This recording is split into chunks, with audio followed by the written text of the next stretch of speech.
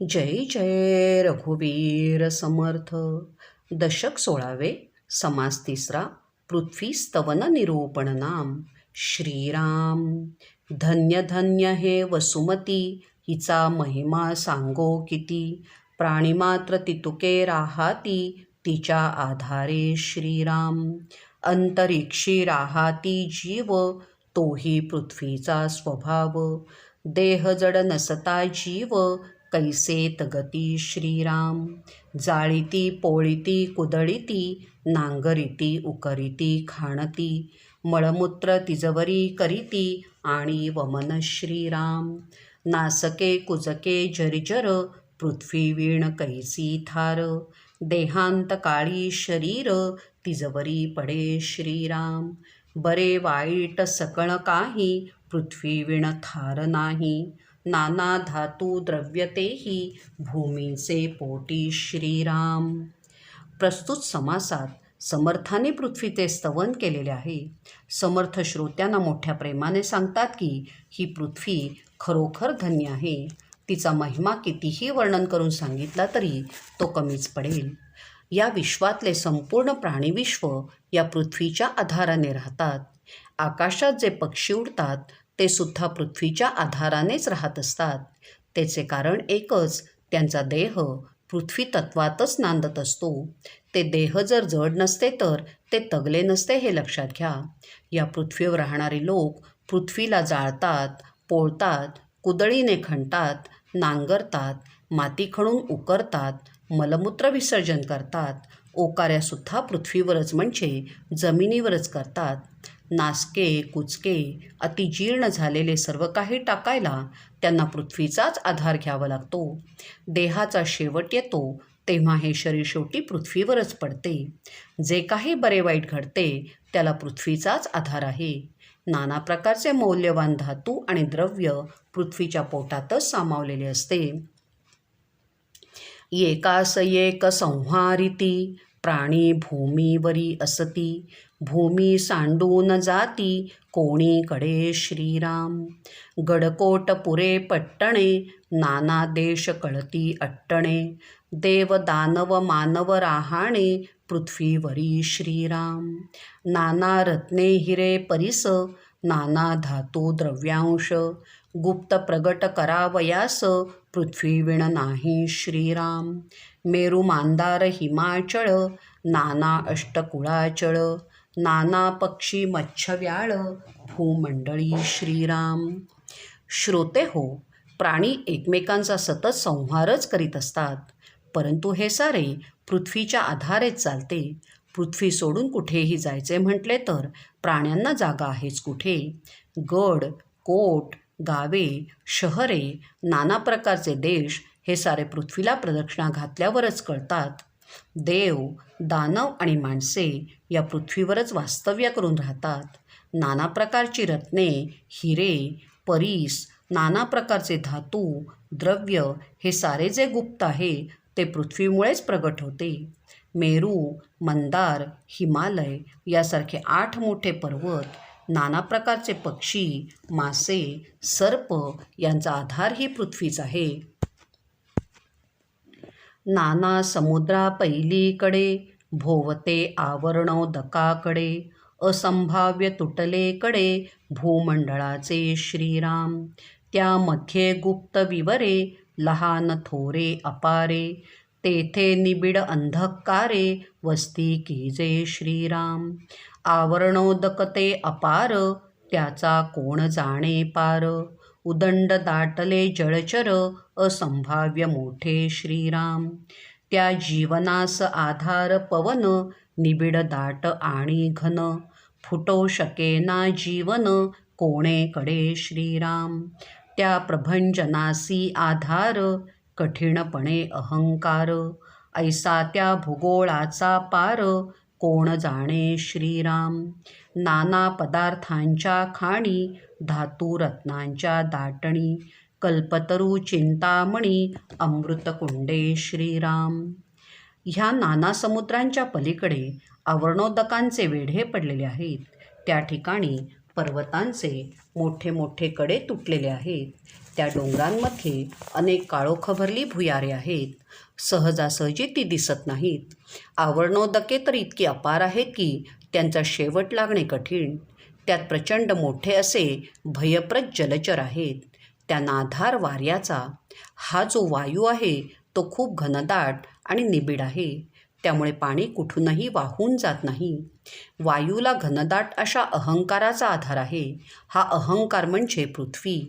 त्या भूगोलाचा जो प्रचंड विस्तार पसरलेला आहे त्याचा अंतच लागत नाही. श्रोते हो, या अजस्त्र पृथ्वीवर अनेक पदार्थांच्या म्हणजे अनेक धातूंच्या खाणी आहेत.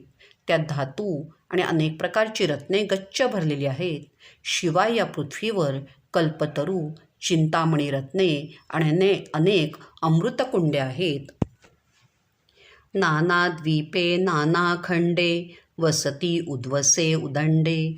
तेथे नाना जीवनांची बंडे वेगळाली श्रीराम. मेरू भोवते कडे कापले असंभाव्य कडोसे पडिले. निबिड तरू लागले नाना जिनसी श्रीराम. त्या सन्निध लोकालोक जेथे सूर्याचे फिरे चाक. चंद्राद्री द्रोणाद्री मैनाक महागिरी श्रीराम. नाना देशी पाषाण भेद नाना जिनसी मृत्तिका भेद. नाना विभूती छंदबंद नाना खाणी श्रीराम. बहुरत्ना हे वसुंधरा ऐसा पदार्थ कैचा दुसरा. अफाट पडिले सैरा वैरा जिकडे तिकडे श्रीराम. अवघी पृथ्वी फिरोन पाहे ऐसा प्राणी कोण आहे. दुजी तुळना नसाहे धरणी विशी श्रीराम. ह्या महाकाय पृथ्वीवर अनेक द्वीपखंड आहेत. अनेक ओसाड प्रचंड मैदाने पसरलेली आहेत. तसेच अनेक प्रकारच्या प्राणीमात्रांनी गच्च भरलेला प्रदेशच्या प्रदेश पसरलेला आहे. अनेक जलाशय आहेत. त्या जलाशयात अनेक प्रकारचे जलचर प्राणी आहेत. मेरू पर्वताच्या भोवतीचे कडे कापले गेलेले आहेत.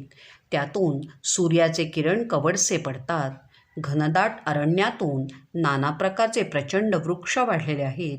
त्या मेरू पर्वताजवळ लोकालोक पर्वतांच्या रांगा आहेत. त्या ठिकाणी सूर्याचे गतिचक्र फिरत असते. त्या बाजूला चंद्राद्री, द्रोण, मैनाक यासारखे प्रचंड पर्वत आहेत. पृथ्वीवर जे अनेक देश आहेत तेथे नाना प्रकारचे दगड आहेत. अनेक प्रकारची माती आहे. अनेक प्रकारच्या रक्षा आणि भस्मे आहेत. अनेक गुप्त ठेवी पृथ्वीमध्ये दडलेल्या आहेत. नाना खाणी आहेत. अशी अनेक रत्ने पृथ्वीवर विविध स्वरूपात असल्यामुळे पृथ्वीला बहुरत्ना वसुंधरा म्हणतात. ह्या बहुरत्ना वसुंधरेसारखी एकही दुसरी वस्तू या संपूर्ण ब्रह्मांडात नाही. जिकडे पाहावे तिकडे पृथ्वीच पसरलेली आहे. संपूर्ण पृथ्वी प्रदक्षिणा घालू शकेल असा माणूस कुठेतरी सापडेल का? म्हणून म्हणतो की या पृथ्वीची तुलना कशाबरोबरच करता येत नाही. पृथ्वीला कसली उपमासुद्धा देता येत नाही, कारण एवढी अतुलनीय वस्तू या ब्रह्मांडात दुसरी नाही. नाना वल्ली नाना पिके देशोदेशी अनेके. पाहो जाता सारिख्या सारिखे एकही नाही श्रीराम. स्वर्ग मृत्य आणि पाताळे अपूर्व रचिली तीन ताळे. पाताळ लोकी महाव्याळे वस्ती कीजे श्रीराम. नाना वल्ली बीजांची खाणी ते हे विशाळ धरणी. अभिनव कर्त्याची करणी होऊन गेली श्रीराम. गडकोट नाना नगरे पुरे पट्टणे मनोहरे. सकळा ठाई जगदेश्वरे वस्ती कीजे श्रीराम. महाबळी होऊन गेले पृथ्वीवरी चौताळले. सामर्थ्ये निराळे राहिले हे तो घडेना श्रीराम. असंभाव्य हे जगती जीव किती एक जीती. नाना अवतार पंगती भूमंडळावरी श्रीराम. सध्या रोकडे प्रमाण काही करावा न लगे अनुमान. नाना प्रकारीचे जीवन पृथ्वीचे नि आधारे श्रीराम. कितेक भूमी माझी म्हणती शेवटी आपणची मरोन जाती. कितेक काळ होता जगती जैसी तैसी श्रीराम. ऐसा पृथ्वीचा महिमा दुसरी काय द्यावी उपमा. ब्रह्मादिकांपासून आम्हा आश्रयोची आहे श्रीराम. देशोदेशी नाना प्रकारची औषधी वनस्पती वाढते, नाना प्रकारची पिके तरारून येतात. हे सारे पाहिल्यावर एक गोष्ट लक्षात येते की एकासारखे एक नाही. म्हणजे काय तर हवामानानुसार पिकांच्या काय किंवा फळाफुलांच्या काय अनेक प्रकारच्या जाती निर्माण होतात. त्यामुळे संपूर्ण पृथ्वीवर पसरलेल्या अनेक देशांमधली औषधी वल्ली आणि पिके वेगवेगळी उगवून येतात. भगवंताने स्वर्ग, मृत्यू आणि पाताळ विलक्षण सुंदर केले आहेत. खालच्या पाताळात प्रचंड असे भयानक सर्प आहेत. त्यांची वस्ती पाताळातच आहे.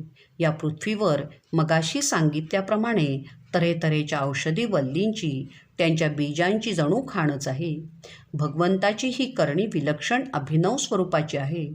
तऱ्हेतऱ्हेचे गड, किल्ले, नाना तऱ्हेची नगरे, तऱ्हेतऱ्हेची संपन्न शहरे, इथे सर्वत्र एका भगवंताची वस्ती आहे. हे जरा श्रोते हो, तुम्ही समजून घ्या. मोठे मोठे राजे, चक्रवर्ती, सम्राट होऊन गेले. या पृथ्वीवरच त्यांनी आपले शौर्य प्रगट केले. त्यांनी आपले जे सामर्थ्य प्रगट केले ते या पृथ्वीवरच केले ना. पृथ्वीवरच ते लढले. पृथ्वीच्या कक्षेच्या बाहेर जाऊन त्यांनी पराक्रम गाजवला असे काही घडले नाही. ही पृथ्वी असंभाव्य कोटीतली आहे. इथे तऱ्हेतऱ्हेची जीवसृष्टी नांदते आहे. या पृथ्वीवरच तर देवांनी कितीतरी अवतार घेतले. सारे पृथ्वीवरच तर घडते आहे हा प्रत्येकाचा प्रत्यक्ष अनुभव आपल्याला आहे. त्यासाठी अनुमान करण्याची गरज नाही. थोडक्यात काय तर नाना तऱ्हेचे जीवन जे चाललेले आहे ते पृथ्वीच्या साहाय्यानेच घडते आहे. खूप लोक म्हणतात की ही भूमी माझी आहे, ही जमीन माझी आहे, परंतु शेवटी हे सारे मरतात, ते सुद्धा ह्याच पृथ्वीवर. किती काळ लोटला, पृथ्वी आहे तशीच आहे. पृथ्वीचा महिमा हा असा आहे, त्याला दुसरी उपमा नाही. ब्रह्मादिकांपासून आमच्यापर्यंत सर्वांनाच फक्त या पृथ्वीचाच आधार आहे. तिच्याच आधाराने सारे जीवन नीटपणे चालले आहे. तिच्या आधारानेच आपण सारे जगतो आहोत. इति श्री दासबोधे गुरुशिष्य संवादे पृथ्वीस्तवन निरूपण नाम समास तिसरा. श्री सीताकांत स्मरण जय जय राम. श्रीराम.